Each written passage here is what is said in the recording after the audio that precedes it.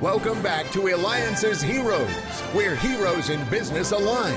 To be part of our super community and find out more about Eliances, visit www.Eliances.com. Now, back to our super host, David Cogan, founder of Eliances. Thank you again, Money Radio. That's right, this show is about heroes.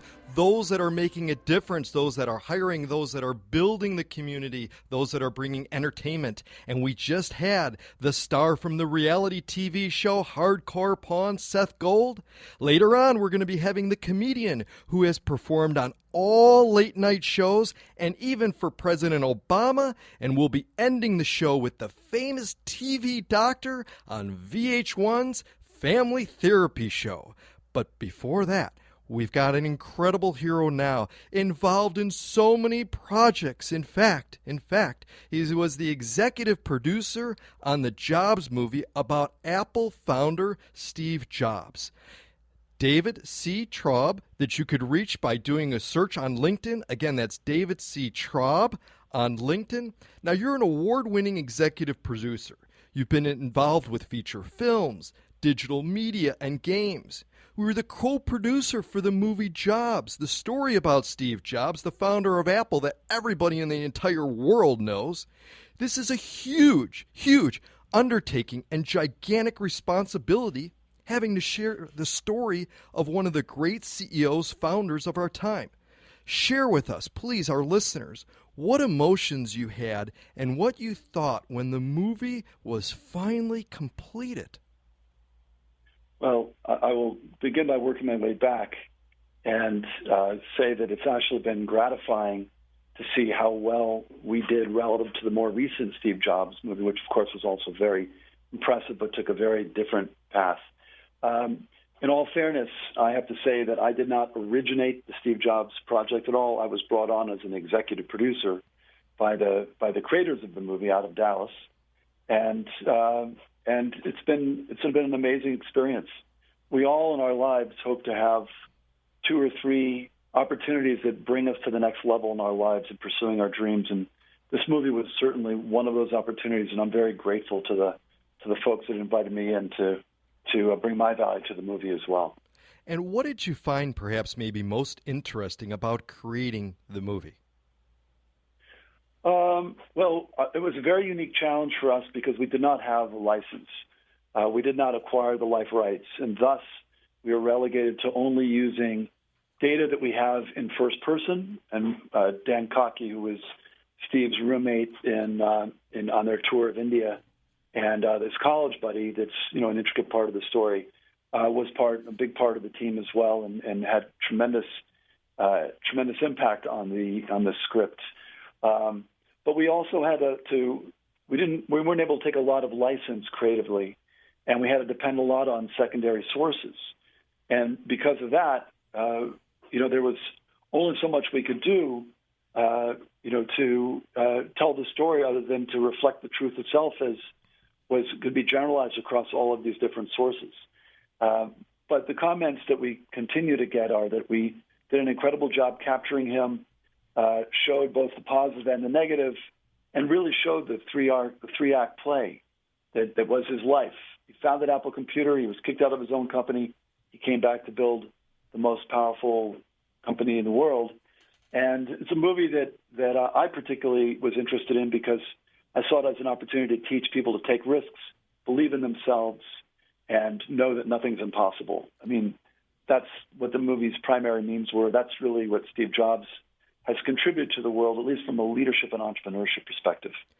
Now, you've also been involved with additional movies such as Bronx Bull, Crazy for the Boys, Neon Buffalo, Time to Honor, The Lawnmower Man. I mean, the list goes on. And you really have to have a special imagination for this. So when you close your eyes, I got to ask you, what do you dream of? What do you think of what do you dream of? I mean, you come out with these great things. Share with our audience. Well, when people ask me who I am and what I do, I tell them that I'm an economic development and mental health educator. And my goal in life is to use mass media entertainment technologies to reach as many people as possible to change not only attitudes, but but behaviors ideally. I have an 8-year-old child, and I hope to be around long enough to enjoy grandchildren as well. And I think the world 30 years from now, 50 years from now, is going to be very different than the world we're in right now. So when I close my eyes and dream around projects that I have the honor of being invited into or creating myself, my goal is to figure out how to have as much impact and relevance as possible, while at the same time honoring the requirements of story. When people understand that they're being taught, you lose them as an audience. You lose the suspension of disbelief. So I dream of projects that inspire people, help us move towards the adaptations that we're going to have to make as the oceans rise and as humanity continues to use more and more of our resources. And I get excited about the opportunity to do that in an inspiring way that also is fun and entertains people. And you could reach David C. Traub on LinkedIn. That's David C. Traub. He's a co-executive producer about the Steve Jobs movie. Now, not only that, you've got so much going on. You've also been investor, board member, advisor to over 35 startups, early stage, multinational, and government entities. What do you look for in a company to decide really to take on an advisor role? Well, first of all, my particular filter is social impact, as I said earlier.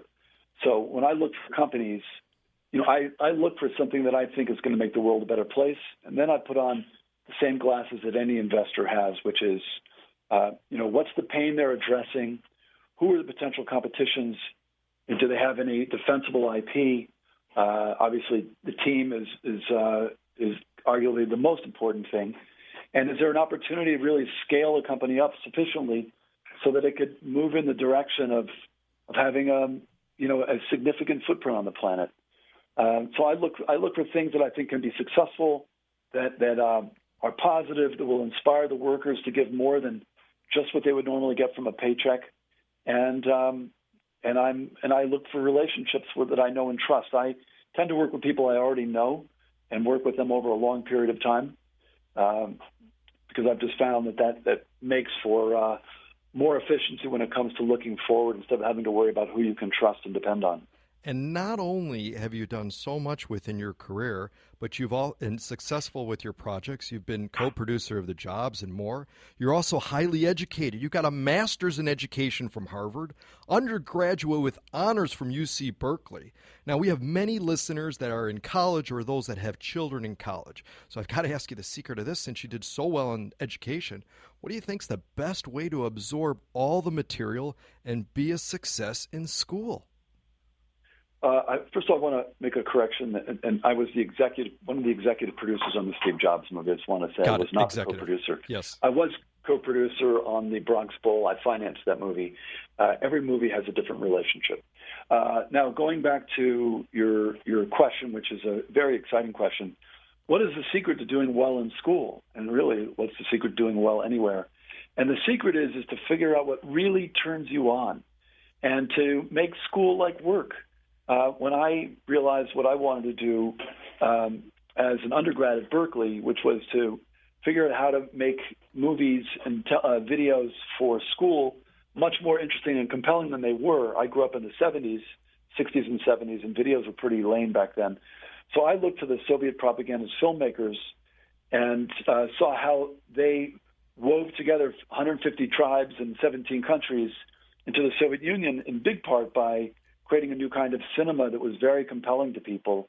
It was a new way to engage stories. And I was able to take every single one of my classes, once I'd realized that was my goal, make it meaningful, important, relevant to my thesis. Same thing in graduate school. If you choose classes and work relative to a bigger dream that really drives you, then it's going to be easy and fun.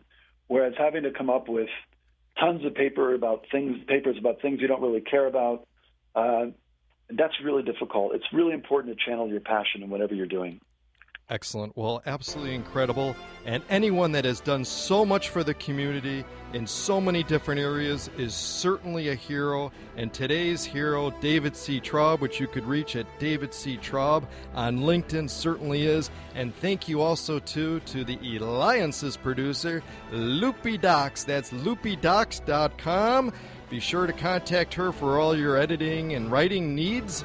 Thank you so much, David Cogan. When we return, we're going to have the comedian who performed on all late-night shows and even for President Obama, David Cogan, Eliances.